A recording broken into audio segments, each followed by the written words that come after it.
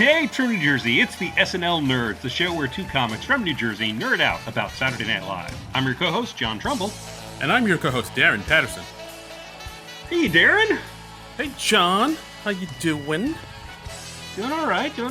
So we're doing this for another season, apparently. Wow, the enthusiasm with which you said that is this is palpable. This is what we do now. This is we just realized we're starting our fourth season of doing our SNL recaps on this. Yeah, it always feels weird at the beginning of the season where we're kind of like getting back into the groove of covering the show. it does. Yeah, because we're always used to being like, oh, what TV show / movie / documentary are we going to talk about today? And like today is like, oh no, we're talking about the actual show. I got to get back in the rhythm of this. Yeah, we kind of get into the groove of just doing the movies and stuff like that. And it's always a little weird when we go back to the routine of covering the show. It's like, oh yeah, this is like the primary reason this podcast exists. Right. This is our bread and butter. This is the main reason we do this. Right. And a whole bunch of SNL news dropped right after we did our little special supplement thing, speculating on who might be staying, who might be going. And some unexpected news happened. Yeah, dude. I mean, basically all the news that we were waiting all summer for, we got within days of the premiere. So like June, no news. July, no news. August, no news. 4 days before the premiere, all of the news. I mean, that seems to be the way that SNL always does it, though. They play the cards very close to the vest, and we don't find out what's happening with the upcoming season until right before the season starts. And that's how it happened this week, where they announced on like Monday and Tuesday all the stuff that was going on. Probably the most unexpected thing, Beck Bennett announced he was leaving the show. That actually surprised me. I did not see that coming. No, he was not one of the people that people were commonly speculating would leave. People were talking about Kate and 80, Cecily Strong, maybe Keenan. Pete. There was all speculation among those five in particular. And then, suddenly it's just Beck is like, I'm leaving. So yeah, it really came as a surprise to me, just because Beck. I mean, when he first started off, I thought he was okay, but as the years went on, like he became a better and stronger performer. Like I think, towards the end of his tenure, I would, he was probably one of the strongest performers on the cast. And as far as screen time, he got a ton of screen time. He was in. Apparently, he got the most screen time of anybody last season. So that shows you what a good utility player he was. And he was somebody who really grew on me through the years too. Like some of his characters I really liked. Like, I mean, his turtley Mitch McConnell, it was just brilliant. I loved his Vladimir Putin when he'd always just show up as, shirtless. Just that just spoke to me on many levels. Okay. All right. And he did a lot of stuff. He did a nice job of playing like a lot of boobs and idiots. Like dads and bosses and goofy, entitled white dudes. Lots of clueless dudes. Yeah. Yes. Dim-witted dads. Guys who like crap in the planters in their office or. Yes. He did a thing. I forget what website this was on, but he went through like his 5 favorite things that he did on the show, and one of them was one of my favorites of his. It was a sketch from last year, which is where he's the boyfriend and he's trying to get his girlfriend Ego to take him back, and over the course of this, we learned that he's like got this huge drug problem. He's done gay porn. He's got like an ankle tracker on it. Yeah, I think that was in the Dave Chappelle episode. That was a strong pre-tape.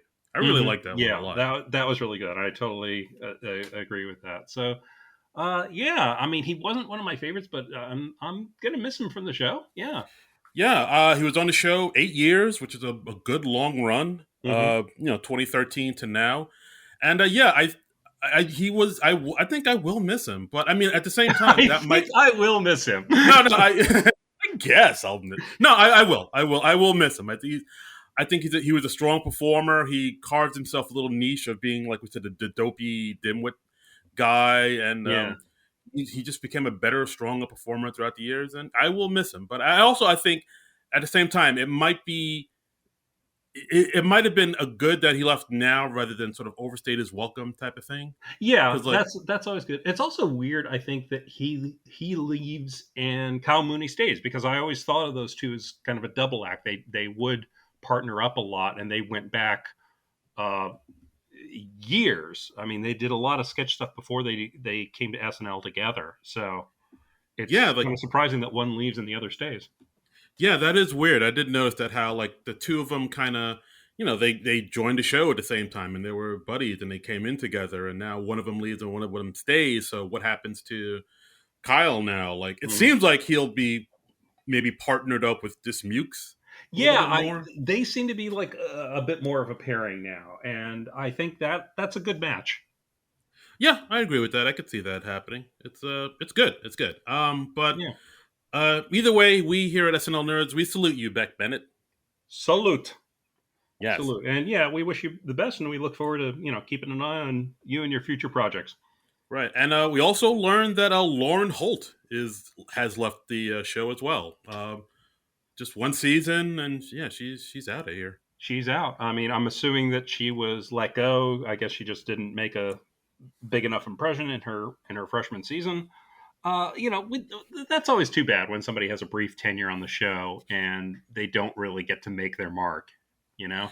Yeah, I mean, it seemed. I mean, even when she came in, like people were kind of maybe she started a little bit behind the eight ball because people were like, "Oh, she looks like 80. She's like the 80 replacement," Mm-hmm. and she never really got the chance to really show her chops or to show really why she was hired. I mean, there were a few sketches where she was literally in there with no lines. She was just a body in a sketch. Yeah, I she unfortunately she didn't really have a big breakout moment in the season, which I think that has to hurt you. Andrew Dismukes got it late in the year with his weekend update segment, but thinking back, I would be hard pressed to think of any big Lauren Holt moments in the I'm last year. You know? Yeah, I mean, the biggest moment she kind of had was that weekend update segment Hmm. where she was like maybe like a social media influencer talking about Valentine's Day, and then she learned via text that her boyfriend broke up with her during the segment. Yeah, That was, I guess, her one shot at being sort of known, but it didn't really pop like yeah. she needed it to. Yeah, and that's just too bad. I mean, we just didn't get too much of a feel for her on the show. And hopefully that's she'll go on to bigger and better things. But Punky Johnson and Andrew Dismukes both sticking around. They're still both featured players for this year, and the show added three new featured players as well. Yeah, so let's go through them. That's another thing we learned Hmm. just mere days before this premiere. We got three new cast members. Hmm. I looked them up a little bit. So the first one we have is a man with an amazing name, Aristotle Atari, That's a which great name. He sounds like he should be like a billionaire or like a villain in a James Bond movie. James Bond, a Marvel comic book, something like that. I could see Yeah, that. yeah. Aristotle Atari, it's you Yeah, again. that's just a fun name to say. Yeah, he's let's see, he had a Comedy Central special in 2018. He's been in 5 episodes of Silicon Valley, and he is in the sketch comedy group Goatface. Yes, with Hassan Minaj too. Hassan Minaj was also in that sketch comedy group. They even had a special on Comedy Central back in 2018, and he's the first Muslim American cast member. That's cool. We only just kind of saw him in fleeting glimpses last night. It was kind of the usual thing where the new guy he plays some waiters and Right. some bit parts. So we didn't get much of a sense of what he can do quite yet. Yeah, but But but I think the other two new featured players were better served in the premiere last night. yeah, absolutely. Well, one person, another person that's a new cast member, Sarah Sherman, Mhm. aka Sarah Squirm. She's a comedian and a visual artist, performance artist type of person. Mm-hmm. She had a traveling show called The Hell Trap Nightmare. Mm-hmm. She She's wrote written for on Eric Andre and opened for him on tour. Yeah, so like all the people I saw online, they were all kind of saying the same thing. Like her type of humor is very, very 10 to 1. It's very Mm-hmm. oddball, sort of avant-garde, kind of weirdo, Adult Swim, Eric Andre type of humor. Like Yeah, I've heard people say like, oh, if you think Kyle Mooney is weird, wait till you see Sarah Sherman. yeah. The one thing I watched of hers, which was it got a little bit of traction on Twitter, was an old video she did where she did like a SNL audition. It was like a mock SNL audition where she's doing all these impressions, but the joke is that none of them are good impressions, and then she just like is frantically puking, and the camera is like staying on her while she's puking. It was a funny thing, and it's just like it so did not seem to be like SNL's type of humor. So she's a real surprising choice, I think. Yeah, she's into, I think they called it body horror humor or Mm-hmm. body horror comedy, which I mean, I that could go either one of two ways. Either like she'll like change for the machine that is SNL and like they'll tone her down a bit, or maybe SNL will be like, all right, let's go with this sort of gonzo type of comedy and see what happens and give her a shot to Yeah, really do what she does. Like yeah. because I can't imagine most of Middle America will be ready for her because It's gonna I don't either know. be like a whole new color in SNL's palette or a beautiful disaster, and Mm. I don't feel like there's much middle ground. But I feel like she made a strong start last night. We'll get into that when we get into the sketches of the show, of course.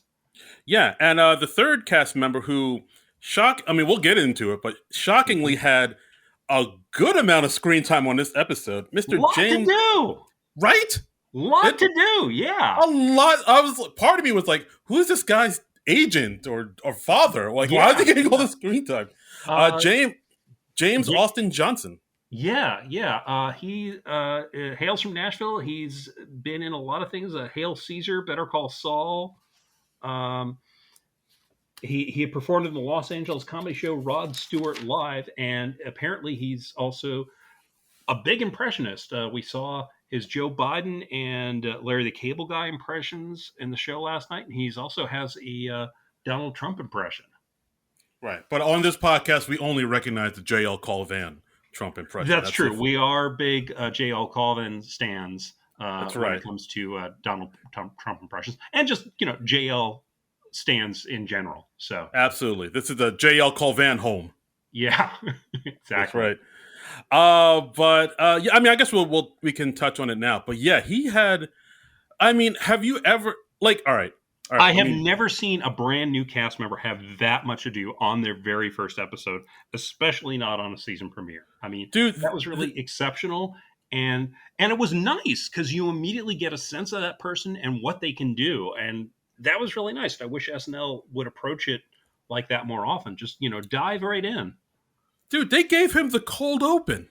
I know he comes out and yeah, and my first note was like, "Hey, new guy playing Biden."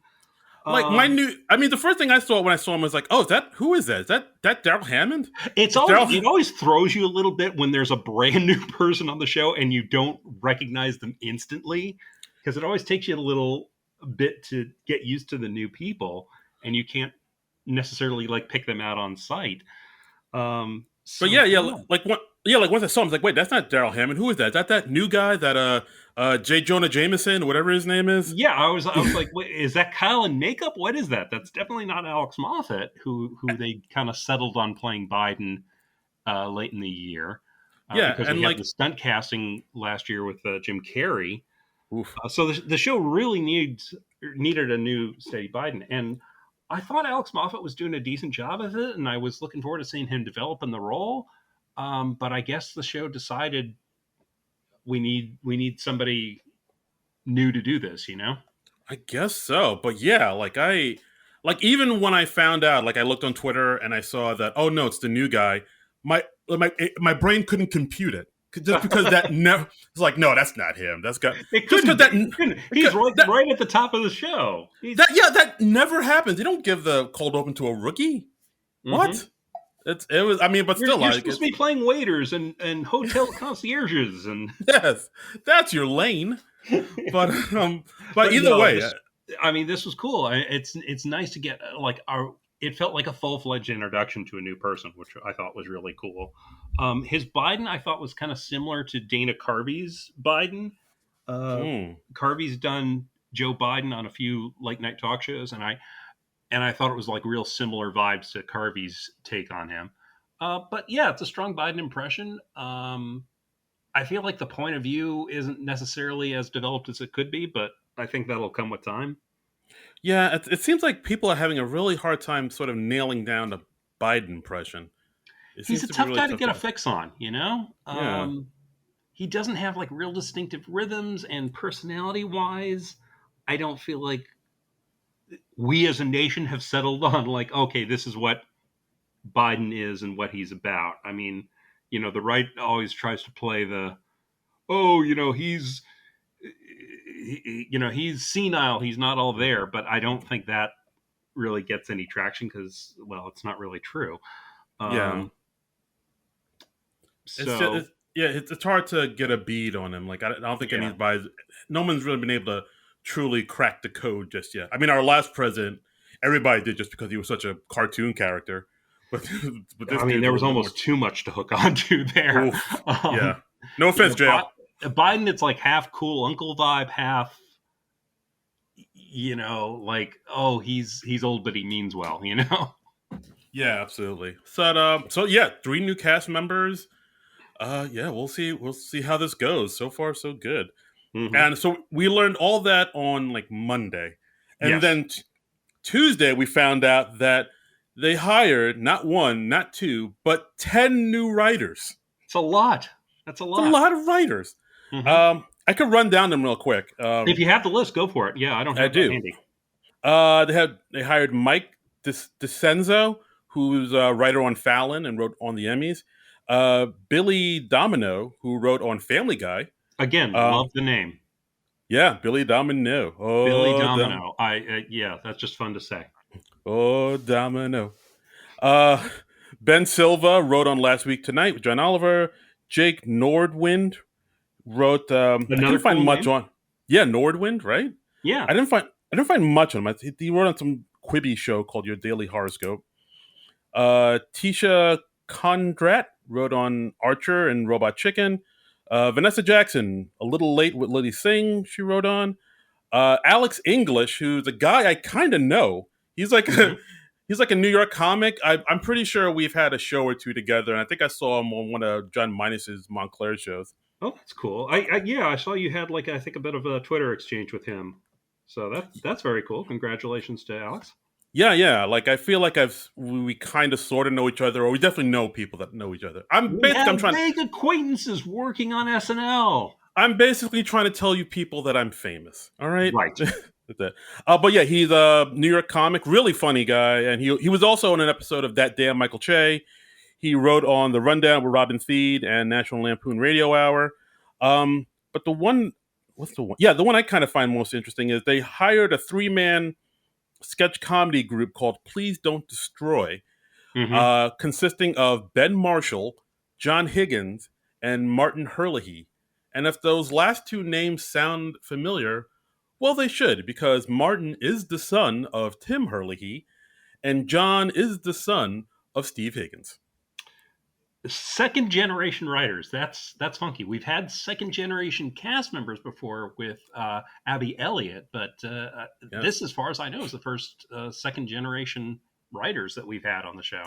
Yeah, I mean, as far as I know, I don't know. I'd have to do my research and see if anybody else has, pulled off that hat trick, but not to my knowledge. Who knows? Maybe when John Mulaney's kid grows up, he'll be able to fill that void. As you do. So we, yeah. By the way, congratulations, John Mulaney, because he's having a new child with Olivia Munn. I don't think we've mentioned that on the show before. So. Oh yeah, we haven't. Yeah, Mazel tov. That's news that broke over the summer, and the internet freaked out about it.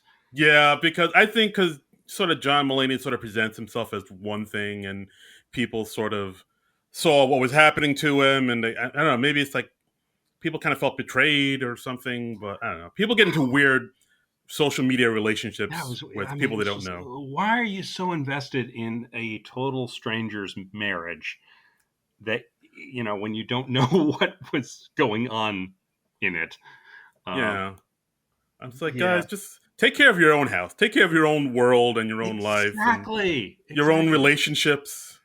Yeah. So, Stop worrying about. but yeah, but definitely check out John Mulaney's last appearance on Late Night with Seth Meyers. That's something else, and he talks very openly and frankly about all that he went through in the last year, and he had a year. Oof. Oh, did he now? Oh, he did. I mean that he had more going on in a year than most people have going on in a decade. He did more before 6 a.m. than most people do. How does that whole Army Yeah, commercial the, thing? the old Army slogan. Yeah. Yeah, so we got 10 new writers and we got a new director too because Don Roy King has retired. Yeah, And and amazingly, the new director that they have, let's see, I don't have her name handy. Liz Patrick. Thank you. She's only the fifth director they've had in the show's history, which that's amazing. Wow. Really? Yeah, Is it like getting called into Congress? It's like one of those seats that you just have for the rest of your life when you it's a become a lifetime appointment. Yes, Wow. it's like the Supreme Court, until you decide to retire or. Damn. But Yeah. yeah, Liz Patrick, I mean, the last thing she did was a director on the Ellen DeGeneres show. And she's directed a lot of stuff for MTV too. TRL, Real World, Wild and Out. So yeah, now she's the new director of SNL. Yeah, wow, something else. So congratulations. Yes, and we learned all this days before the premiere. I know, I know. Oh, and also, of course, Bowen Yang and Chloe Fineman are now repertory players. Yeah, because they've been on the show for 2 seasons now, and the way it usually works is, yeah, they get bumped up to the regular main cast. Right. I mean, that wasn't really a surprise. I was like, oh yeah, of course, that was going to happen. But I still, mean, it's cool to see. they've both been killing it, so yeah. Yeah. So, I mean, but yeah. still, congratulations to Bowen and Chloe, who I would assume got a nice pay bump. Oh, absolutely. If Bowen wasn't going to be repertory after the iceberg thing, nothing will get you repertory. Exactly. So, well, let's dive into the season 47 premiere. This is Owen Wilson hosting, Kacey Musgraves musical guesting. This is the show from October 2nd, 2021. Yeah, first episode of the season, cold open. Um, we've talked about before. It's Joe Biden giving a press conference trying to Mhm. unite the Democrats, the staunch sort of not normal, but like the old guard of Democrats versus these new progressives. And coming Yeah. right out of the gate, our new dude, J. Jonah Jameson, who like I James still can't Nelson believe. Johnson. Yes, I know. Jimmy Johns. Yeah. He comes out as Biden, and he has a decent Biden. I still can't believe they let a new dude, anchor this thing. Well, it's interesting. I mean, SNL they really like doing the political cold opens, and so because they always want to comment on what's happening in the country this week. So, but yeah, it shows a lot of trust in a brand new featured player to have him play the president. That's some job security there, I think. Absolutely. And so we have, he says it's Joe Biden, it's a decent Joe Biden, and he brings out the two sides of the Democrats he's trying to unite. We have Cecily playing Kirsten Sinema, Hmm. 80 as Joe Manchin, Right, from West Ego, Virginia. Yeah. right, Ego as Ilan Omar, and Melissa Villasenor as AOC. Yeah. So there were some good lines in this. I liked Biden saying like he's going to bring the Democrats together like Voltron, and he says, "I'm like an oil change. You don't think about me unless you absolutely have to." Mm. It's a good line. Uh, And this is just basically commenting on how people like Kristen Sinema are acting as spoilers because, like, the Democrats, they have control of both houses, but they don't have enough of a majority that they can just push through anything they want. They still have to all be united. And so if one or two go off the reservation, it's kind of a big crisis. Politics. So yeah, Yeah. as usual, Yeah. they can't get anything done. Future so bright, I gotta wear shades. Yeah, exactly. It's just like, get it together, fucking Democrats. Seriously. We also surprisingly we had Pete Davidson making an appearance as Andrew Cuomo, really kind of randomly. This really just felt like the Cuomo thing happened over the summer, and we want to make some jokes about that, so he's in here for no real reason. Yeah, they just had to sort of wedge that in there. Yeah, I did like that. He's a governor. He's not even in Congress. So what does Yeah. he have to do with this thing that's about Congress? Yeah, I did like how they. Well, he's in politics. That's good enough. I Right. also liked how he introduced himself as I'm governor-ish Andrew Cuomo. Yes. Yeah. I mean that was cute. I mean the Cuomo jokes were decent. I also liked how Ego introduced herself, saying, "Hello, I'm Ilhan Omar. I was designed in a lab to give Tucker Carlson a heart attack." Which hey, I'm all in favor of that. We also had Alex Moffat showed up as Chuck Schumer. I like his Chuck Schumer. He's got a nice take on Schumer, so it's nice to see that Alex Moffat has a fallback position after being Biden for a little bit. Yeah, I will admit his Schumer is stronger than his Biden. I like the line saying, "Hi, I'm Chuck Schumer. You may remember me, but you don't." Yeah, I always just kind of wonder when something like this happens, when somebody's like replaced, usually as the president, because that's such a high profile thing. What does it feel like? You have to perform next to the person who's replacing you as the impression. Is that awkward, or do you just roll with it? I don't know. I wonder. I'd love to hear Alex Moffat talk about that, but I'm sure he probably never will. Yeah, it is a weird type of feeling to have that to perform next to the dude that sort of, I don't want to say took his job, because he because it's like Alex Moffat, he still has a job, he's still there, Yeah. he just doesn't, he's just not playing the president anymore. And hey, maybe, who knows, maybe Alex went to Lauren and was like, hey, I don't feel comfortable with this, I'd rather not. Probably not, but it's possible. Yeah, I mean, it could be that Alex knew that his Biden wasn't that strong, and he hadn't cracked it like so many people haven't. So he was like, "Hey, if the new kid's got a take on it that I can't do, let him have at it." Yep. That's why Lauren makes the big bucks, because he makes those tough calls. Mm-hmm. Big old buku bucks. So this was decent. Maybe a little longer than it needed to be, but SNL, they love the long political cold opens, and they love cramming every single thing in there, whether or not it belongs in the sketch. Yeah, they love it long and they love to cram. Yep. So, but yeah, you like this as an opening? Yeah, overall, yeah, I thought it was okay. It was, it wasn't too crazy. It kind of played it safe. Nothing too. I mean, the one thing that kind of, gave it like a little jolt of energy was, James Austin Johnson playing Biden. I was like, oh, new guy. All right. I mean, I really liked Cecily as Kristen Cinema. Again, it's right in her wheelhouse of playing the kind of crazy white women. She has a lane.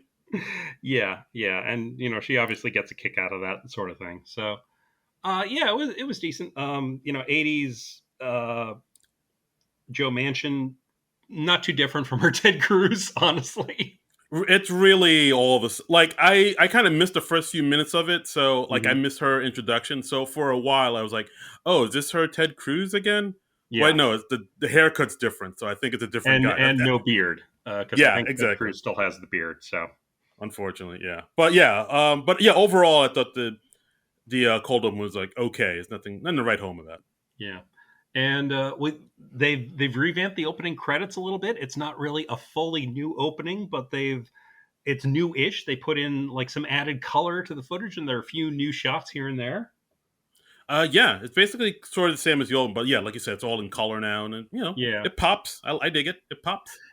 I think I maybe liked it a little better when it was in black and white, just because it looked a little more arty. But I noticed a few new shots in there, like when Keenan is going into the studio, like the old shot had him like lowering his mask and kind of winking, and now he no mask and he's just kind of like, so it's probably just footage that they shot last year and they just decided to do it.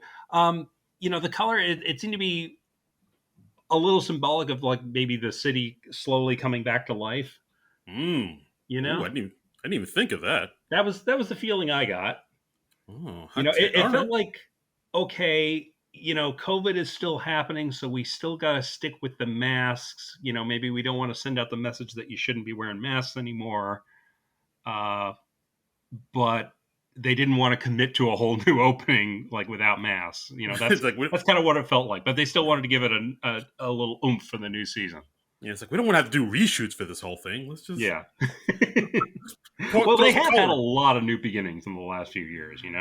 Yeah, that is true. That is true. I mean, partly just out of necessity because of SNL at home and COVID. Yeah, that's very true.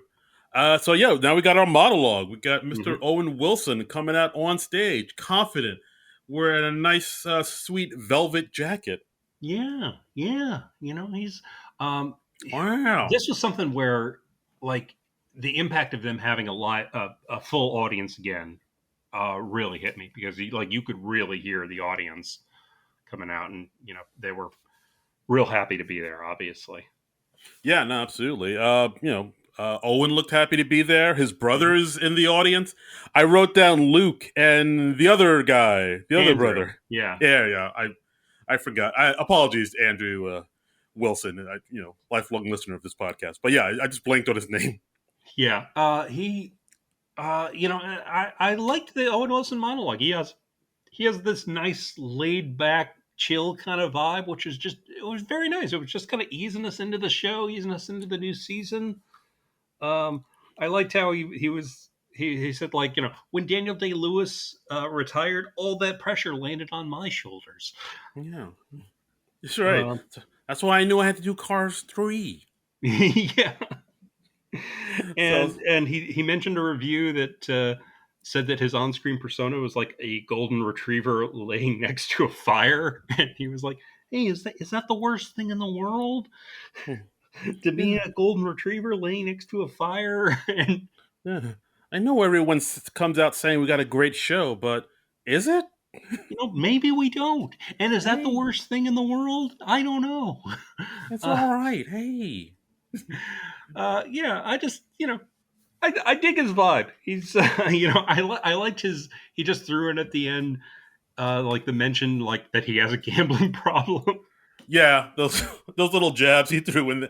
I did. Now that I'm talking, like when I first saw it, I thought it was okay, but like now talking about it more, I'm like, oh, maybe I liked it a little bit more than I thought. I mean, I thought it was a strong monologue in that it really fit his persona, and I feel like he was maybe a little underused in the show itself, but we'll get into that. Okay. Let's get into that.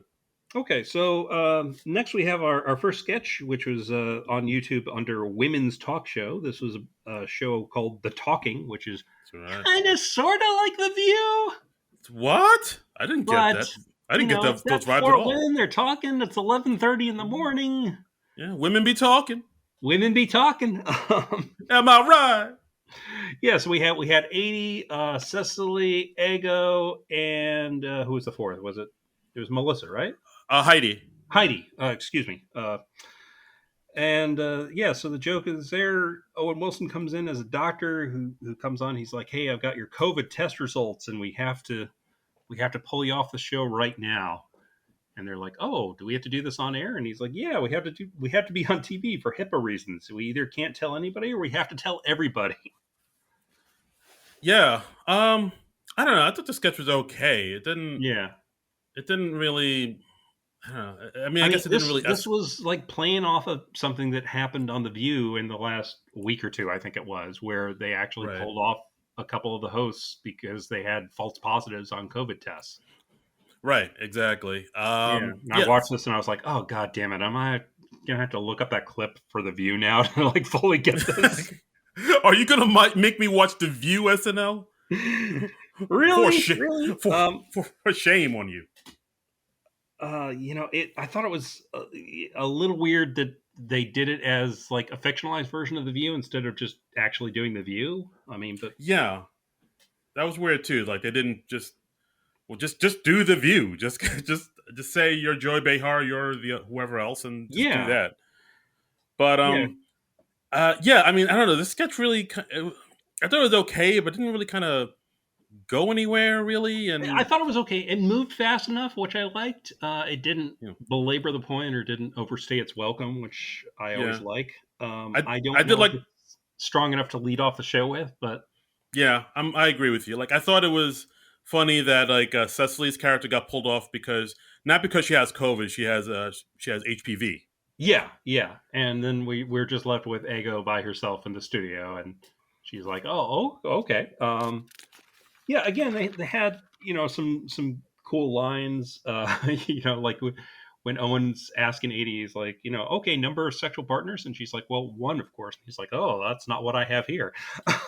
Yeah, I like that. That was kind of funny. They never followed up on it. I like how Yeah, 80 her thing was she was constantly mentioning how well endowed her husband is.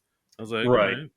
There was like a few things here and there that I was like, all right, that could be something, but then it didn't really I don't know, it didn't really take I off like I I wanted think it to. yeah, this seemed more like a middle of the show sketch to me, but yeah, it was good, decent enough. So next we had Billionaire Star Trek, which is a pre-tape of a trailer, a Paramount Plus trailer of the new Star Trek show, Star Trek Ego Quest, which features Owen Wilson as Jeff Bezos, and he's running into other billionaires in space who are just going on trips into space, apparently as ego trips for themselves. Right. So Owen Wilson is Jeff Bezos. He's like the captain of the ship. His second in command is His played brother. by yeah. We have Luke Wilson in a role, and he doesn't have any lines in this thing, but he's there. Yeah, Uh, just a cameo. yeah, yeah, yeah, Throw Luke Wilson a line, SNL. yeah. He's an actor. He acts. He can do it. He could probably deliver a line well. I'm just Yeah, guessing. he's been in a movie or two. He knows some Hmm. stuff. You know, he's no he's no James Austin Johnson, but he'll be all right. Yeah.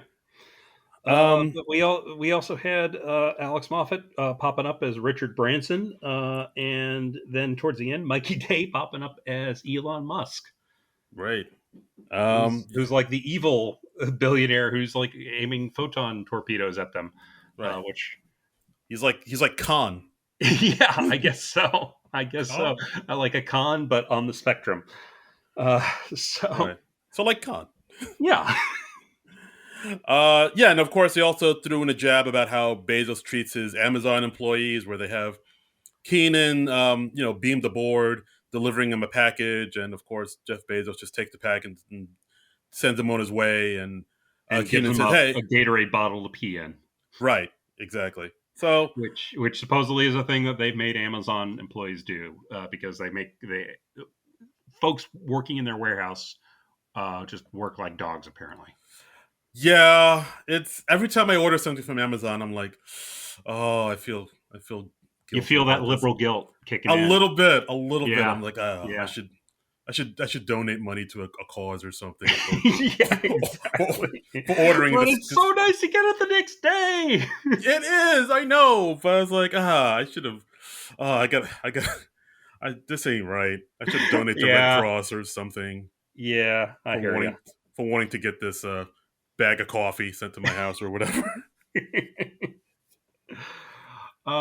So next we have another live sketch, Cars 4, which is just Owen Wilson going into Pixar to do some recording for Cars 4. They just have like stray lines from the script for him, and so he's just sort of picking up the context as he goes. And he learns that his character Lightning McQueen is now creeping on underage girl cars. Girl cards, right? Well, I mean, I really like in this scene. It's Owen, and it's also Mikey Day as the guy running the show, saying, "Oh, Mhm. hey, Owen, what's up, man? Yo, Loki, you crushed it, bro. I haven't seen it, but I heard it's really good. Yeah, Like yeah, like the regular Hollywood type." Punky is in the sketch as like the person working the board, and I also liked how when before Owen goes into the booth to do his voiceover, he says, "Hey, I'm ready to do this, man. Ready to do some voices for Cars 4. Ka-chow!" He just says the catchphrase, and Right. as he says the catchphrase, the audience goes nuts. They go like, "Yay, catchphrase!" Like they genuinely have a reaction, like J.J. Walker did whenever somebody said dynamite. I honestly, I kind of figured out over the course of the sketch that Ka-chow was his catchphrase from the Cars movies because I've never watched any of the Cars movies. Oh, yeah, Um, I saw the first one. I thought it was all right, but apparently yeah. this movie it has like a big following, like bigger than I thought. Like it's not like Toy Story or Monsters Inc. or Mhm. Incredibles big, but it's pretty sizable. A lot of people love Well, Cars. I know, like NASCAR's got a huge following, so it doesn't surprise me that the Cars movies have following. But yeah, when Owen Wilson went Ka-chow, I thought he was just doing like a ka-ching, big payday joke, All and right, then but yeah, but they do Ka-chow a couple times in the sketch, and I was like, oh, okay, it's his Cars character catchphrase. All right, well, I learned something today. right. But the fact that the audience goes bonkers when they hear the Kachow, that still makes me laugh. Like Yeah, genuinely, like, yay, he said the words I know. yeah. um, but yeah, so Owen, at first it's very typical lines, but then he gets lines like, I didn't touch your daughter. She was coming on to me. And Yeah, then Owen's just like, wait, whoa, okay, stop. But what are we doing with this character in this movie? So right. it And was like cute. he's saying lines like, "Grow up, man. Your sister sure did." Right, right. And then Uh, they decide to bring in Larry the Cable Guy, who, of course, plays, the pickup truck thing or the tow truck in the Cars right, movies. Mater. And Again, we have James Austin Johnson coming in second time to play Larry the Cable new Guy. guy, James Lawson Johnson, has a significant role in the cast, and I get a pretty good Larry the Cable Guy impression.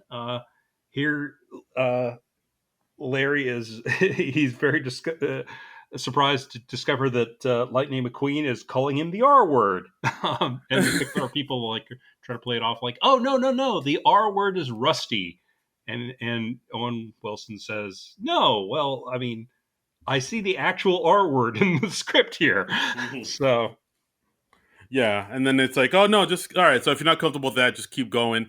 And then towards the end of the script, it has Lightning McQueen hooking up with Mater's sister, right, and of course Mater's upset, and he says, Why do you have to do that, man? Why her?" And of course Lightning McQueen says, "Power." yeah. And then again, Owen expresses his doubts, and then they show him his contract, and he sees how much money he's making, and ka-chow! He Yeah, instantly agrees to it. yeah, Uh, yeah. This one's all right. This wasn't too bad. Cars movies are kind of taking a beating tonight.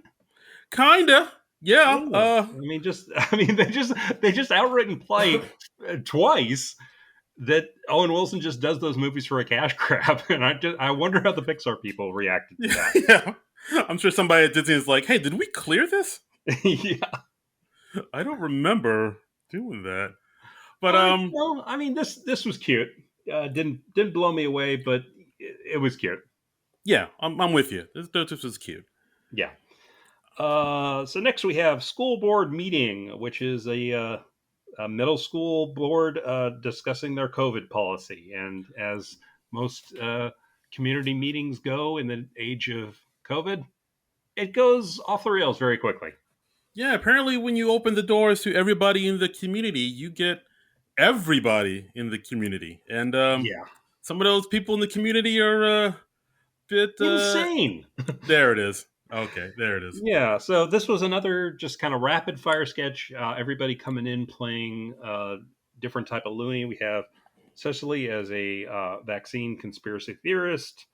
We had Punky Johnson and Chris Red as a mother and son who've taken a bootleg vaccine, Yeah. Mike's Hard vaccine. I chuckled at that. Heidi is a woman who's upset about critical race theory, even though she's not really certain what it is.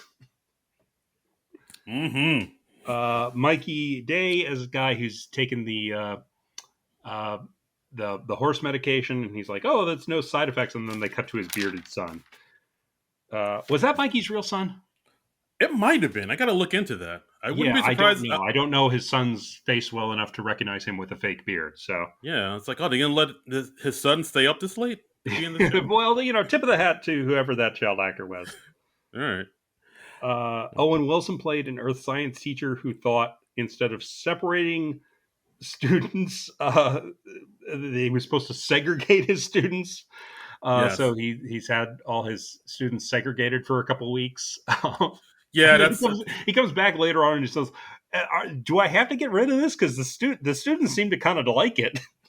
they kind of prefer it. Yeah. Wow. um, which that was probably the moment of the sketch for me. Yeah, it's like, yeah, they're cool with it. It's like, no, you can't do that. Just, but yeah, I dug that. We have 80 coming on as a woman who is concerned about the teens hanging out in the parking lot near her house who go and rape and anal in the parking They lot. vape and anal each other. Did you say vape? I swore I wrote both because I couldn't make out what she said. I heard vape. All right. But I don't want to rewatch it just to confirm if he said rape Yeah. or not. Yeah, and then we also have Pete Davidson coming out as Dog the Bounty Hunter out of nowhere. Yeah, a very random touch at the end. We also had Bowen as a guy who insists on saying Barack Hussein Obama, and Andrew and Kyle as students who just want to play Oh, games in class. it's like, why can't we game or whatever Yeah. he said? I thought that was fun. Yeah, so this is okay. Yeah, this was it's just more of a showcase for all the characters that all these people can do. It seems like reminded me a little of the Peloton sketches in that, it's just a bunch of people coming on and they have a weird thing that they do. And then we have Ego and Alex as basically the straight men of the sketch, just saying like, oh, that was a weird thing. Oh, no, we're not going to do that insane thing you just suggested. Yeah, I think they got all the cast members in this one sketch too. Like, it seems like everybody was on the camera at least once. If not everybody, it was close to. Yeah, it was pretty, and including James Austin Johnson, what had like a quick thing too. Comes on real quick. Keenan came on real quick as like the creepy guy. Yes. So, but yeah, overall, I thought this is an alright sketch, not too bad. Mm-hmm. So so far it's okay. It's nothing. That's nothing like wowing me, but it's yeah, it's not a show for the ages, but it's nothing horrifying either. So that's always nice. Yeah, it's nice. It's nice when the late night comedy show doesn't horrify me. SNL, nothing horrifying. Right. So next we have our musical guest for the weeks, Kacey Musgraves. She of course played two numbers. Her first number is Justified, and her second number was Camera Roll. I really liked her. I wasn't familiar with her before, but she's got a cool mellow vibe, kind of countryish, kind of jangly. Just seems like a really good match for Owen Wilson, I think. Yeah, exactly. It's like you said, like kind of country folk, but there's a good amount of pop music in there too. Mm-hmm. Yeah, I thought it was okay. I thought it was all right. Very mellow. It seems like her first performance, I think it was, where she performed. She was supposed to sort of be emulating Jenny from Forrest Gump, where she played back when Jenny played like naked behind the guitar in that one scene. I didn't get that.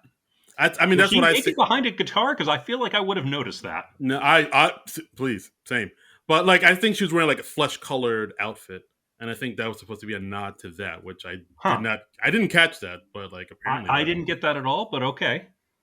And but yeah, her second performance, Camera Roll, I thought was nice too, because it started off with like a Polaroid picture being held up to the camera, and then it kind of went to this little sort of performance art thing where she's at a table and there's pictures of her and other people, and then it goes into her singing. I thought it was nice. I really liked the Camera Roll in particular. It's a real affecting song. It's just kind of about like, after a breakup, you're looking back at these cameras on your roll and all the mixed emotions that they bring up in you, but you're not ready to delete them yet. I thought it was a really pretty song. I really liked it. I think I'm a Kacey Musgraves fan now, man. Ooh, you're a Musgraves-aholic or a Musgraves Nick? Musgraves Nick? I don't know what her fans are called. A Musgrave digger? Yeah. There it is. Yeah. So yeah, that's cool. I wouldn't mind checking out more of her stuff.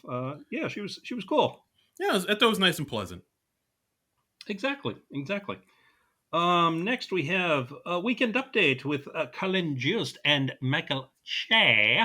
Sure. Yeah, I thought this was the strongest part of the night, the weekend update. This is, I think, with this, they are now like the longest running weekend update anchors. Ooh. Yeah, so Uh, that's good. something. I mean, good on them. I mean, they're good at the job. They got good chemistry together. I mean, it'll suck to see them go, but like, I mean, if they want to stay another year, I'm not too mad at it. You know, I honestly was thinking we were about due for a change, but yeah, I guess it's going to be another year, Jose and Shea.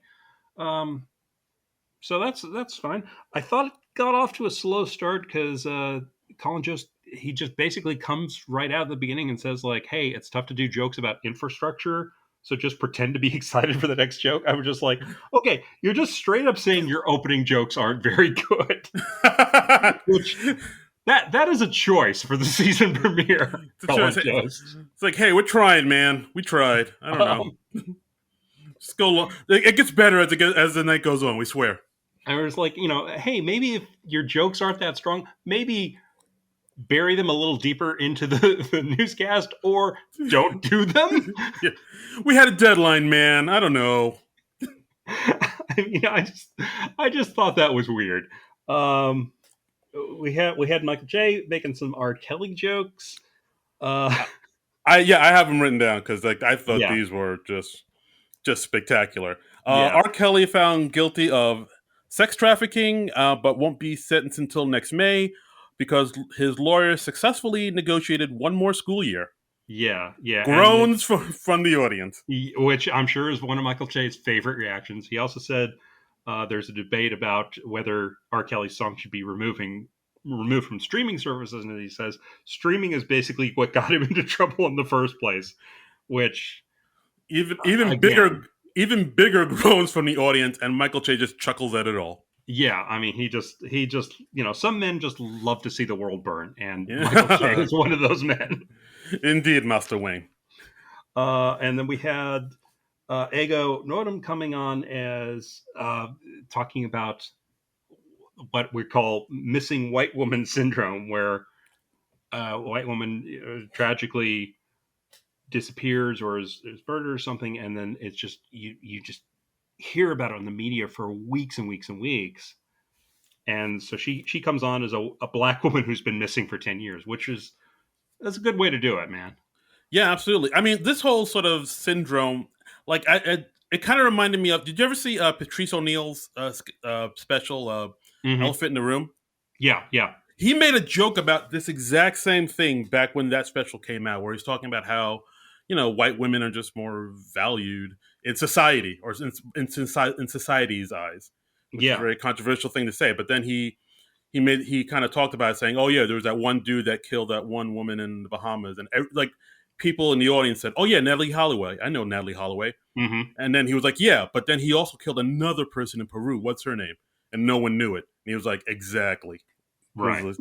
And so, like, the fact that we're kind of still talking about it now, even though people like Patrice knew it was a thing back then, kind of like was like, "Oh yeah, that's Yeah, interesting." and I mean, you look at that story, and it is, of course, horrible and tragic and all that. But at the same time, you wonder why is the news harping on this for literally weeks, and why is it just this one Yeah, I when mean, yeah, I this mean, sort of thing must happen all the time? So yeah, and Ego's character is just not making fun of the situation, but she's pointing out the big double standard there. right? Because I mean, people when women of color go missing all the time. There was that movie Wind River that had Jeremy Renner and Mm-hmm. Brie Larson in it, Elizabeth about Olsen. how Elizabeth Olsen. Yeah, I'm sorry, it's the other Marvel actor. But yeah, it's about how Native American women go missing up in like Wyoming or whatever all the time, and no one really, no one does It's really it's much not as about it. big of a Unfortunately, thing, and it's not a bigger thing, unfortunately. Yeah, yeah, and Ego is talking about how for the white woman, she's got this nice flattering photo. My photo, I look like a wreck. She's got a reward out for $10,000. That's a car payment. you My reward's a $15 gift card for Chili's too. got to go to the airport for that. Right. And she says they only put her alert on Cricket Wireless. I mean, there were some nice lines in there, and I liked how they had a newspaper headline that says "White Virginal Timepiece Missing." That was funny. Yeah, Like, part of me think, did Alex English write that? Like, dime piece? That doesn't sound like. Sounds like a black dude wrote that. But you think a I brother wrote that? think a brother wrote that right there. Know what I'm saying? um, yeah. So a solid Weekend Update piece, I thought. Yeah, absolutely. I mean, Ego continues to kill it. Like, I've said, a bunch of times on this podcast, she's like the future. She's like the one that'll take this show into the next millennium or whatever. But yeah, Wow, yeah, I said it. he is Yeah, really long lived. yeah. I don't know how many years are in a millennium. So Okay, apparently not. No, is it but two or hey, three, right? Kudos to Ego for living another 1,000 years. Yeah. Once we have the technology to cryogenically freeze her and unfreeze her, she'll take us into the new millennium. Yeah. Yeah. Okay. So let's see. We also had Pete Davidson come on in a Norm Macdonald T-shirt, which was nice to see. And Very he nice. talked about the Met Gala, which he attended this year, which I didn't realize. Yeah, he did. I didn't mean to sound like And that. you sound so excited to talk about the Met Gala. No, I didn't mean to sound like, rich people and fancy schmancy, cotillions. But yeah, he was there. Yeah, I didn't realize because it took me like a day or so, but I was just like, okay, I'm muting the words Met Gala on Twitter because I don't care about this at all. Yeah, I mean, it's a nice spectacle to see how the elite live and party and whatnot. But for the most part, I'm like, it doesn't really affect my life. So yeah, exactly. I'm a blue collar working man, John. That's what I'm trying to tell you. You're a man of the people. You're a blue collar hero. You're like Bruce Springsteen. I'm a Bruce Springsteen song. Yeah, basically. Yeah. Just play my acoustic guitar by the old factory down by the plant. Darren is wearing a jean vest right now. Whoa! He's got a trucker hat tucked into the back pocket of his jeans. Right. That's how American he is. America. Badlands. So this was Pete Davidson just kind of dunking on himself a little bit for his outfit at the Met Gala. And then he just kind of segues into stand-up material talking about how homophobic the 80s were. Yeah, because at the Met Gala, he had, painted nails and he wore a dress. Mm-hmm. He cracked on himself saying, oh, yeah. And he had sunglasses on, too, like the round sunglasses, saying, oh, yeah, I looked like one of the three blind mice sold fentanyl. Yeah. And he also said, I looked like James Bond as Cotillion. Right. Yeah. And so that segued into his, his uncle telling him, whatever, however you dress, whatever, I still love you. But, I'll put the toilet seat down for you when you come over. So and that went into a thing about, how he grew up, how his uncle grew up in the 80s with long curly hair and, tight short shorts, and how somehow the 80s were both the gayest and most homophobic era of all time. Yeah. Some decent lines in this. I could have done without it. Yeah, okay. Yeah, I thought it was all right. He talked about hey, it gave Pete something to do on the show, so that's nice. Yeah. He even said at the end of this, I can't believe I'm back. Yeah, exactly. So we'll see how long Pete lasts. Yeah. So overall, that was okay. It wasn't. Yeah. And they did a really nice gesture at the end where they just talked about what Norm Macdonald meant to them, and they ended the Weekend Update with some of Norm's old Weekend Update jokes. They showed actual clips of Norm Macdonald's time on Weekend Update. Right. They showed a clip of him talking about how Bill Clinton came out against same-sex marriage, and how Bill Clinton said he's not crazy about opposite-sex marriage either. Yeah, and of course we got an OJ joke in there, or Johnny Cochran puts on the knit cap that OJ allegedly wore during the murders, and OJ says, "Hey, be careful! That's my lucky stabbing hat." Stabbing hat, yeah. So that was nice. Right, not bad. Next up, we got the funeral sketch. Funeral song, yes. This was the memorializing.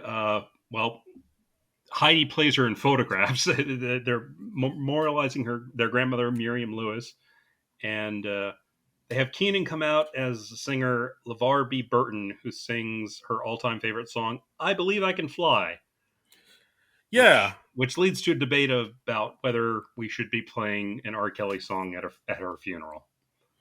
yeah. I mean, I thought that's actually kind of a good premise for a sketch where, after, it was found out R. Kelly did all these horrible things, like, can you play his genuinely lovely music in, Mm-hmm. like, public events anymore? Like, is it all tainted or not? Like, it's Tainted. Um, John. Oh, and John.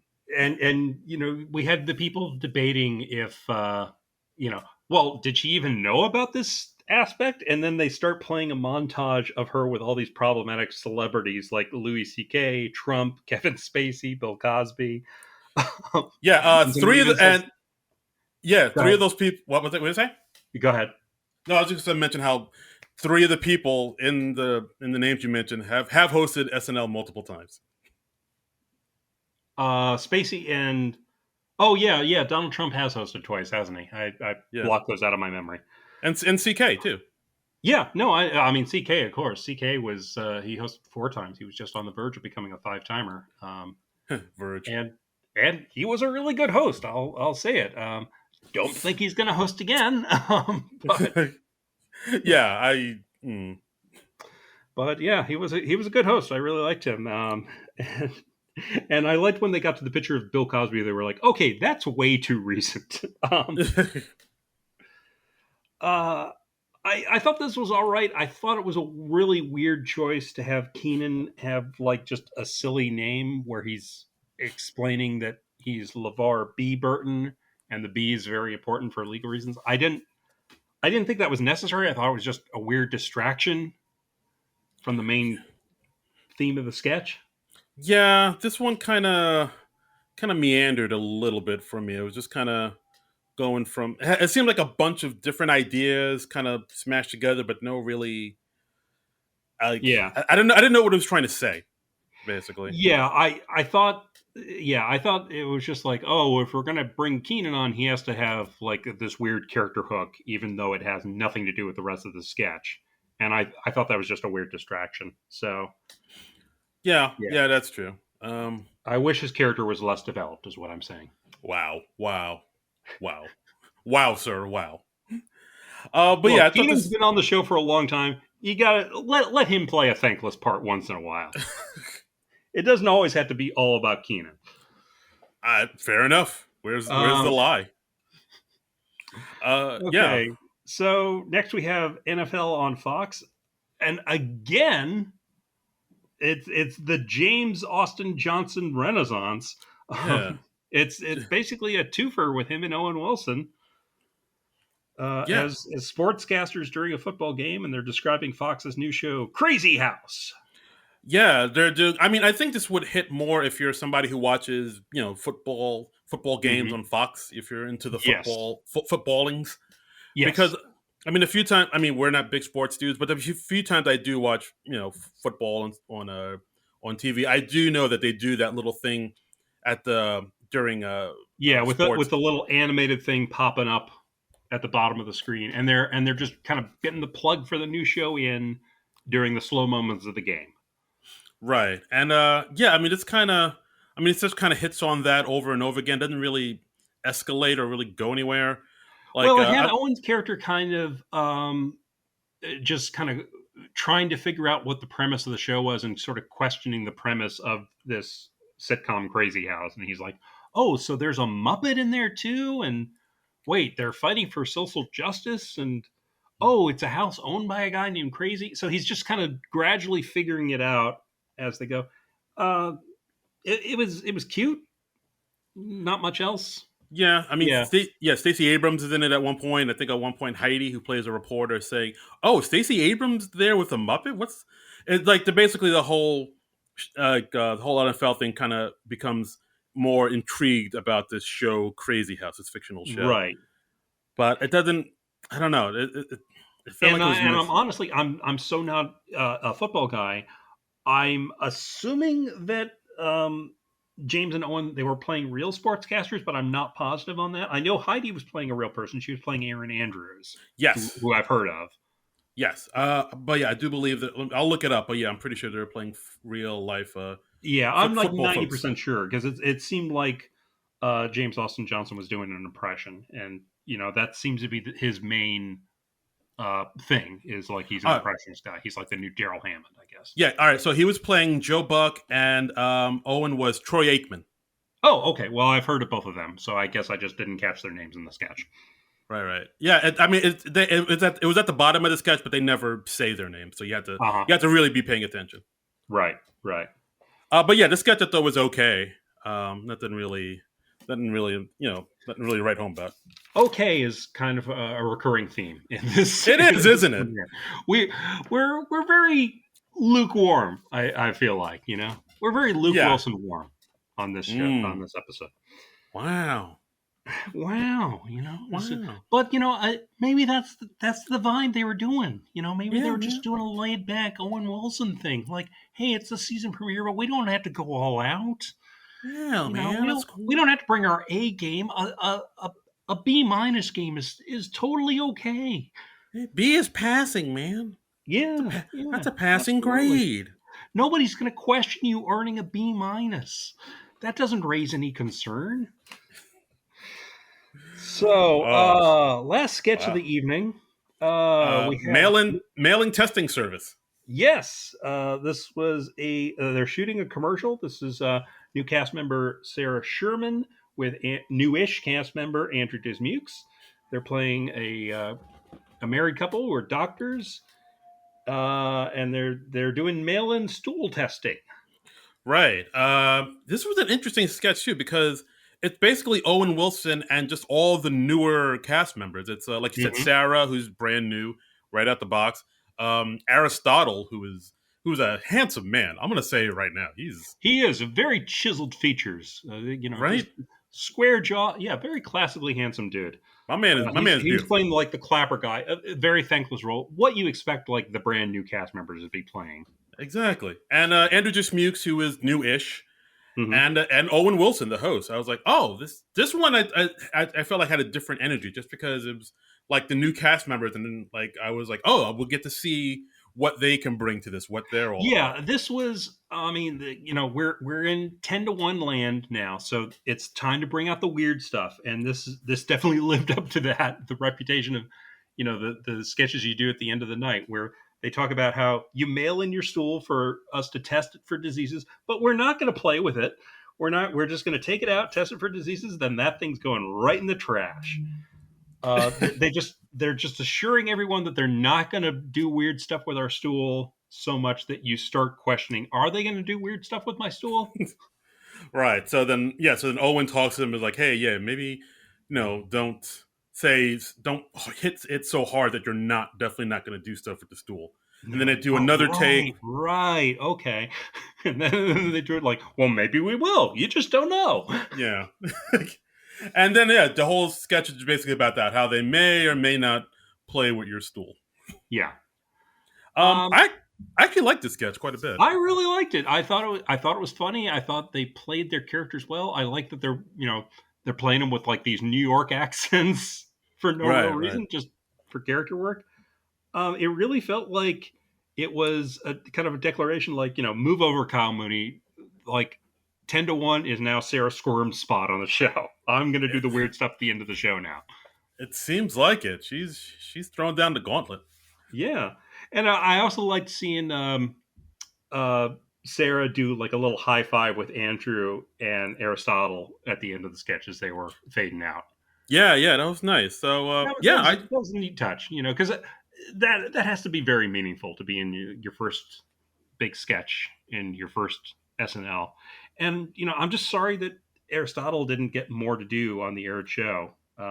you know, but I mean, I'm sure it's the first episode. Like, I'm sure maybe as the episodes go on, he'll have more to do. Maybe Yeah. James Austin Johnson, yeah, I said that right. Jimmy Yes. Johns will like maybe won't be in it as much in maybe the next episode or two, and maybe Aristotle will get some more screen time, or maybe Sarah will get more screen time.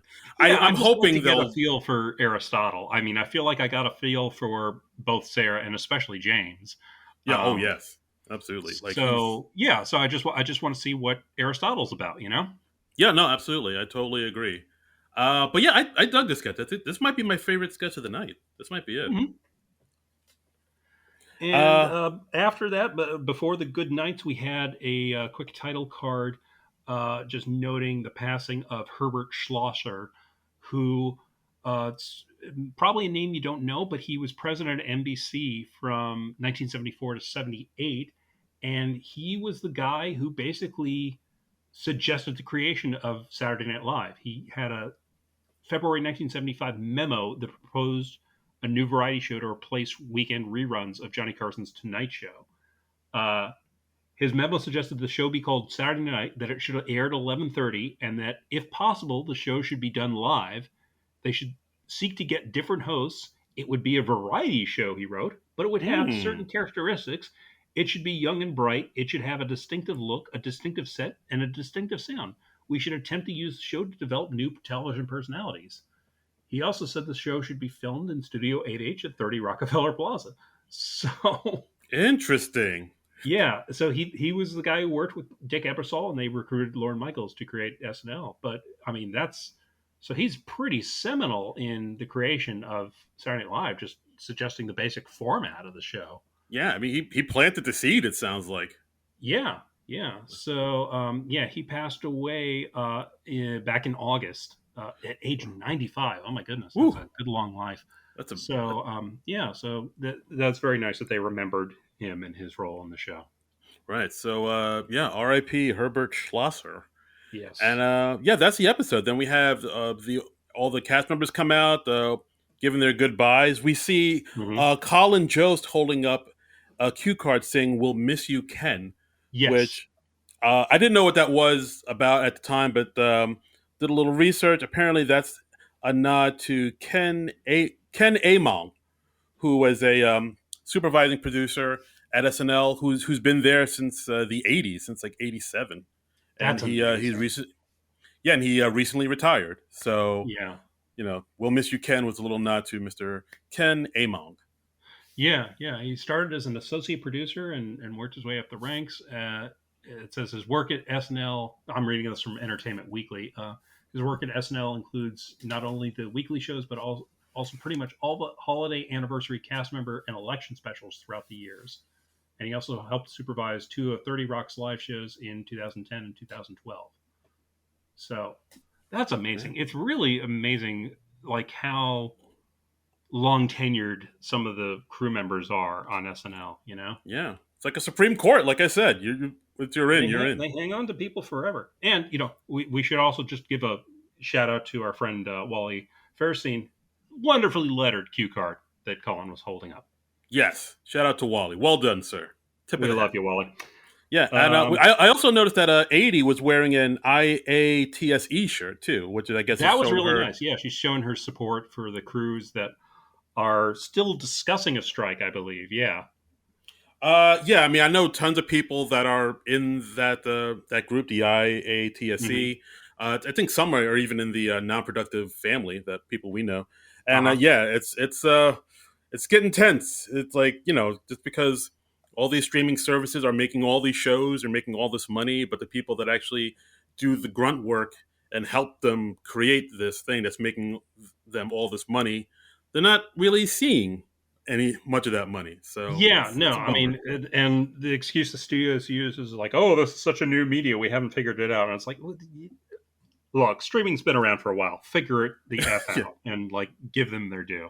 So right. it was really nice to see 80 showing support for them. And I understand if they do go on strike, that may mean that they can't put on SNL. So Oh, yeah, we'll have to watch this story closely. yeah. I mean, I don't know if we get the Kim Kardashian episode, but we don't get the Jason Sudeikis episode. I'm gonna That would feel be an indicator that we are in the worst timeline. yeah, I'm gonna feel a certain kind of way. I mean you know, literally everything else that's going on in the world. Um, There's also a Cut for Time sketch that went up on the SNL YouTube page. This is called Splitting the Check. Did you watch this one? Yes, I did. Let's talk about it. This was Owen Wilson out to dinner with a bunch of folks. And the check comes, and he's like, "Well, should we split it 6 ways?" And Cecily's just like, "I think some people had more than some other people, so maybe we should just go through and everybody says what they got." And over the course of this, we find out that Owen ordered a lot of food. Quite a bit. Yeah, I think at one point he said he ordered like a dozen eggs still in the carton, and he Yeah, was he's like, like, "Oh, that's just grocery shopping, and I don't expect you guys to pay for that." I also liked when they were like, "Oh, there was the 94-ounce porterhouse steak," and he's like, "I don't think that was me." And Cecily's like, "There's literally a photograph of you eating it on the wall." "Yikes." Um, and I was really liking this one, and then it took this really weird turn. Yeah, basically, the people Owen's having dinner with get fed up with him, and they're saying, "Enough of this. I think we've been more than patient. We've agreed to give you all this food if you give us the map to show us the riches." And Yeah, like, the location of the Holy Grail, yeah, and exactly. there are also Nazis after it, and the waiter that Aristotle is playing, he turns out to be with the bad guys, and he shoots Owen's character, who's revealed as Dr. Indianapolis Bones, which is a new streaming service on Amazon Prime. And then he gets shot and falls down, and then Cecily's like, "Wait, you killed him in the first episode?" Yeah, Amazon Prime. We're still figuring it out. Yeah. I was really liking this one, but I just thought the ending was just way too random. It was just this totally random tacked on ending, and I was just like, "Oh, that's too bad," because Yeah, they I really mean, had something funny there. yeah, I still enjoyed it though. I still liked. I see what you mean, but like, yeah, the fact that it takes that turn and just goes totally into the bizarre town. Yeah, I I didn't mean, I hate it as much. I liked. I mean, it was kind of random, but it was like random based in like human behavior, because I think everybody's had a night where it's like awkward splitting the check, and there's one person who's eaten a lot more than anybody else, and he doesn't want to like pay his fair share, and it's not right to expect everybody else to put in equally when they didn't eat much. And I wish that the sketch had ended with something else based in like human behavior instead of like just the totally random Indiana Jones thing. Look, John, I told you I'd get you the money for that dinner. All right, it's gonna. I don't know why. Look, it's the principle of the thing, Darren. Can Okay, we talk about this when the mics are off, please? fine, fine, Fine. okay. Thank you. I'm But just saying that if somebody gets the three, the third pound burger at Fuddruckers, you shouldn't have to pay the same as the person who gets the half-pound burger at Fuddruckers. the jalapeno poppers were for everybody, man. All right, I got it for the Okay, whole all right, table. fine, fine, You had one. I. fine. All right. Good. Fine. So this cover time sketch, it's called Yeah, splitting the check, and I actually enjoyed it. I kind of wish they put this in instead of I the I Jeff would have liked Bezos. this being in the show, despite my misgivings about the ending. Because one, I thought it was a good showcase for Owen Wilson and his personality, and like I said before, I thought he was a little underused in the show. I feel like he needed like some nice showcase sketches. He was good in everything they had him do. I just wanted a little more Owen Wilson, I think. Yeah, he was mostly like the straight man in Yeah, like a lot of these, so he didn't have a chance to like really kind of stretch and show his I mean, comedic chops. something I was really surprised at is, Melissa Villaseñor does a killer Owen Wilson impression, and she's done it on the show before. So I'm really surprised they didn't work up something where she gets to imitate Owen Wilson. Yeah, I don't know. A lot of things are staying the same apparently with Melissa and the show. Yeah, Mm. sadly, still a little underused. Yeah, I mean, they could have done like, maybe he's not on the level of like a Jim Carrey or an Adam Sandler where they did those family reunion sketches where everybody's doing an Owen Wilson impression. Maybe he hasn't played enough distinctive characters for that to be feasible, but they could have definitely done something with her as like the long lost Wilson brother, or her playing Owen and Owen playing somebody else, and you get to see him react in the sketch. Yeah, That or just would like have been fun, and it just seems like a missed opportunity. yeah, that's a bummer. I don't know why they didn't do that, but they did not. But we got the funeral sketch instead. Yeah. So, but I mean, overall, I feel like this was a decent season premiere. It didn't blow me away, but it was fine. It passed the time agreeably. Yeah, I thought it was decent. I thought Weekend update was very strong. Uh huh. I like the final sketch, a 10-1 with the stools, because poop is funny. Yeah, I think Um, that might have been my favorite. yeah, I'm with you. Yeah, But yeah, like for the most part, everything else was just so. It seems okay, yeah. but I do think I did see like kind of like flashes here and there of what could be like exciting stuff, Yeah, yeah. like I whenever mean, I JAJ came on the really screen. like that the two of the new cast members had strong showings in their first episode, so we got a feel for them. I think that's really good, and I think that's a great habit for SNL to get into. You know? No, absolutely. I think like the moments where we saw like I said, the new cast members, um, that sort of brought a little bit more energy and like a new sort of life into the sketch. Where I was like, Hmm. oh, a new guy. I haven't seen what he can do. Let's see this. And of course, the final sketch was all new people. So I was like, Yeah, oh, okay, this is like a new thing. This is exciting. yeah. That's I see what the show could be and what they're trying to sort of go into, and I just hope they don't sort of fall back into the tried and true sketches and their old way of doing things. While they do Hmm. work, like I feel like the wear and tear is starting to show when people want to see new Evolve or stuff. die, SNL. Uh, did you notice that we didn't see Kate McKinnon at all during the show?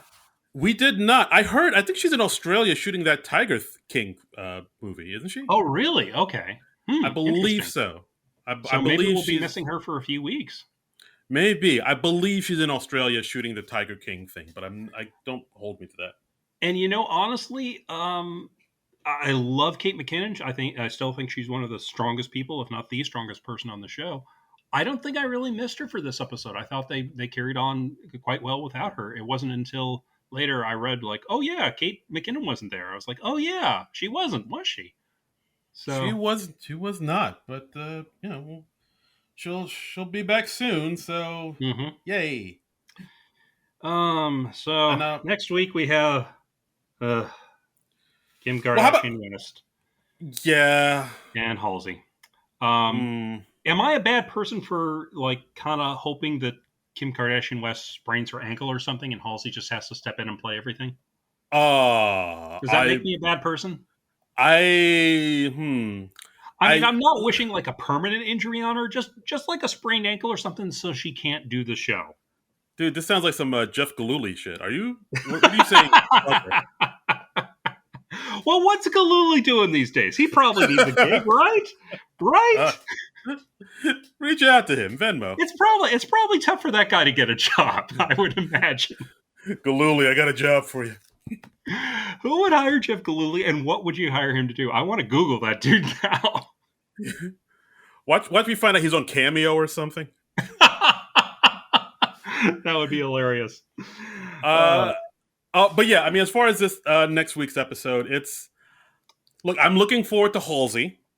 Yeah, but Uh, we don't have high hopes overall because, yeah, well, I look, mean, history has not led us to believe that Kim Kardashian West has great sketch comedy chops.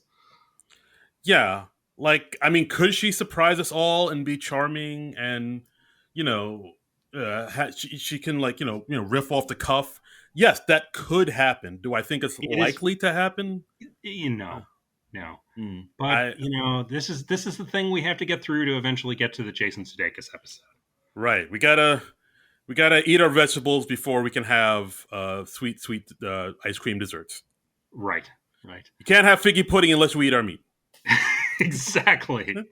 Stand still, Exactly. lady. And you know what? We should read our. What's up? Yeah, I was about to say we got a few tweets from our SNL Nerds show people. I can start. Go for it. Okay, my old college roommate Scott Hume at MNS Hume says, good start to the season. Cars 4 and the school board sketch were probably the highlights for me, although I thought they could have done more with the school board and COVID stuff. Weekend Update was also good as usual. I was glad they did the tribute to Norm during Update. Yeah, that was nice to see. He also Absolutely. says, also, I was not impressed with the new guy's Biden. I thought he was supposed to be Bill Clinton when he first walked out, and I didn't think he sounded anything like Biden. Hopefully, he gets better at it in the coming weeks. Uh, I liked Biden more than Scott did, apparently, but yeah, I thought it was a yeah, pretty solid impression. I just feel like they don't have a good take on him yet. yeah. It's hard to do a good Biden. Like if you look at other people's Biden impression, like outside of SNL, Mhm. they it seems like no one really has a good take on Biden. He's no one's cracked that code yet. I don't know what it is, I but I felt like Dana Carvey cracked the code. He's appeared as Biden on uh, the Late Show with Stephen Colbert a couple times, and hmm. he's got Biden's rhythms down. Like, hey guys, I'm gonna do this, I'm gonna do that, I'm gonna do the other thing, and he's got Wow, that sort of breathiness that Biden has. So wow, yeah. Yeah, Biden sounds like Owen Wilson. yeah, I am not a Dana Carvey, so Okay, all right. I'm doing a mediocre impression of Dana Carvey's much better impression, but I like it. I like it. Yeah. So next up, we got our good friend Bill Brasky. Bill Uh, Brasky. Her. He was saying it was nice to see two extremely confident debuts from featured players, which it feels like hasn't happened in a while. Yeah, Perhaps Kate not being there and the absence of Beck allowed them to be able to use the newer players more, a promising sign of things to come. yeah, I agree. Bill was also talking on Twitter earlier this week. He was saying that in like Bill Hader and Andy Samberg's first episode, they basically did like an introductory thing on Weekend Update, and that was good because it let us get a feel for them and their personas like right off the bat. And I feel like I agree with Bill. That's a really good way to go about it. So I was glad to see that. Yeah, absolutely. Let's see. Our friend Manette Maradi says Ego's Weekend Update piece was a great way to address what has been happening in the current events without making a soapbox speech or disrespecting the in real life victim that's been in the news. I liked that they never even mentioned the real person's name. Mm. I thought that was a smart move. I didn't even notice that, but yeah, that was Yeah, yeah. smart. Having the media slash outside people being the punchline really was the only way to go about it with tact. Yeah, agreed. Agreed. It's Yeah, the that was well done. It was a tough needle to thread, but I feel like they walk that line very nicely. That's right. It's societies, man. It's Mm-hmm. society. Then we have our good friend Mike with two E's Mm-hmm. saying, solid Well, starts. wouldn't he be Mike E? Mikey, you know what? You're right. I'm Mikey. thinking it's a Mike E. Mikey saying, solid start to the season. JAJ, the John Jacob Jingleheimer. No, I forget his name. James I'm just gonna Austin let you Johnson. dangle. Real. J. Jonah Jameson was great, and Sarah did well in the poop sketch. Yes. Standout sketches for me were Cars 4, Funeral, and enjoyed the ESPN commentators. I think it was Fox, though. Yeah, it The was fir- Fox on yeah. NFL, but that's Uh, fine. the first sketch with the COVID testing bit seemed an odd choice to lead off with, as wasn't that strong. Weekend update, great too. Okay. Yeah. So it seems like most people were pretty satisfied with it. Yeah, not bad. Yeah, I guess so. Yeah, I guess now I think about it, they probably put that the talking, the women's talk show, and Hmm. Jeff Bezos thing because they were topical and they were like kind of just Yeah. happened, even though they weren't Yeah. that strong. Yeah. They were just okay. I mean, I know I've been Yeah, saying okay a lot in this episode, but that's kind of how I felt about it. I was like, yeah, this is fine. yeah. These sketches, they're not that good, but they just happened. so so up to the top they go. I was like, hey, I vaguely remember reading this news story from earlier this week. Block one.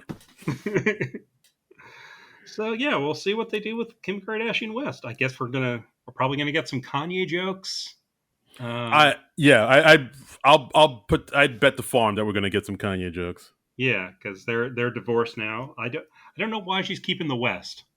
because she's known as Kim Kardashian. She was known before she married Kanye West. Why keep the West? I don't know, maybe she had like the checks made already with her name on. She With the already name has some change. monogram towels. Yeah, like you can't take those back. I wonder, like Chris Redd does a Kanye West, doesn't he? Yes, he does. Ooh, That would be nice to see. That would be fun to see. And Chris Redd, he was kind of light this week, so it'd be nice to see him get something to do. we relied on the red. We want to see more red. Yes. Yes. Absolutely. So we'll see. Hopefully we'll be pleasantly surprised. If not, hopefully we'll have fun savagely mocking it. Yes. Either way, we're gonna have fun. Exactly. That's our resolution for the new season. We're gonna have fun. That's right. And that's our episode, guys. Thanks again for listening as always. As always, you can follow us at SNL Nerds Show on the Twitter. Yes. Please, and please follow, even if you've followed us on the Twitter account before, check to make sure you followed it, because with our Twitter troubles earlier this year, we lost our follower count. So we're trying to build that back up. Right. First world Twitter troubles. Yes. And you can also follow our individual Twitter accounts. I'm at Trumbull Comic. I'm at Darren Credible. That's DARIN Credible. Twitter and Instagram. Yes. And we'll be here next week with Kim Kardashian West and Halsey. So until then, nerds out!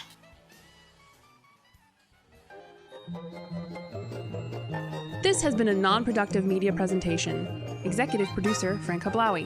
This program and many others like it on the Non-Productive Network is distributed under a Creative Commons Attribution Non-Commercial No Derivatives license. Please share it, but ask before trying to change it or sell it. For more information, visit non-productive.com.